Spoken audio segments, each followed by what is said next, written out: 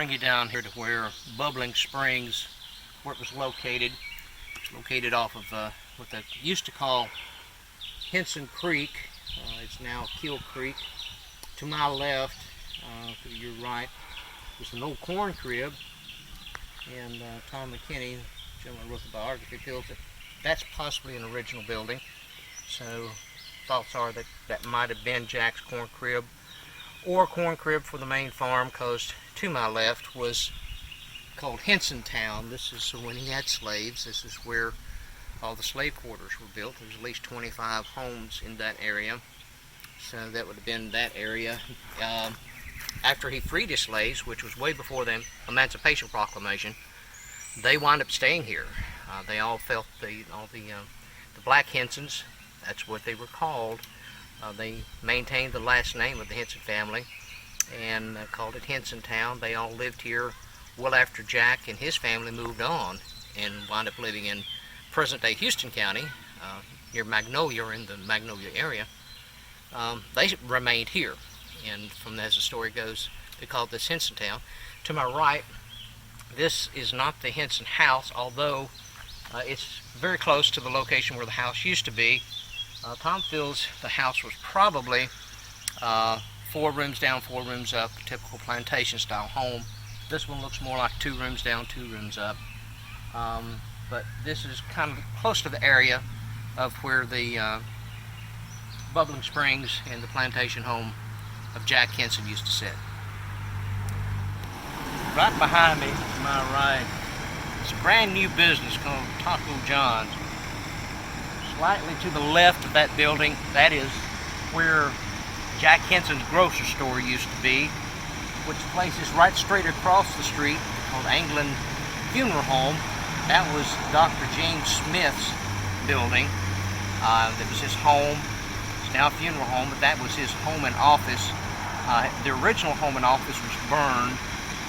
We feel that was probably burned in possibly February of '63.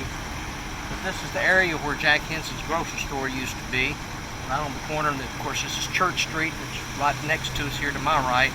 And of course, one end is the Methodist Church, and behind, straight in front of me there is what's the First Christian Church now. And there's actually a grave site there in the First Christian Church, and that happens to be some Davy Crockett's ancestors are buried there. So, once again, this is near the location where Jack Henson's grocery store used to be. So when you read about that in my book, it kind of gives you a modern day idea of where it would be located.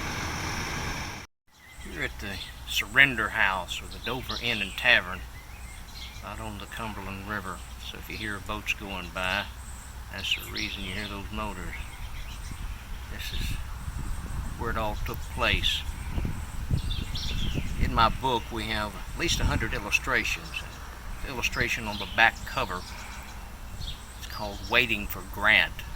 I place Simon Buckner standing on the porch by himself. He's already dispersed his staff and he's there by himself. It's that little slice of moment in time when it's just him waiting for Grant.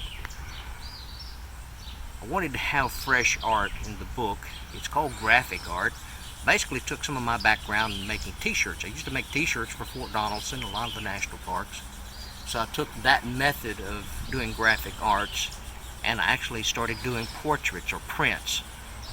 So one is called Waiting for Grant. I have others that describe the different scenes that's in our book. And so I wanted it to be a different type of book. I wanted to bring it to life not only with words, but I wanted to do it with art and pictures. We have vintage photographs from the Library of Congress about some of the characters that are in the book, some of the historical characters that you'll find.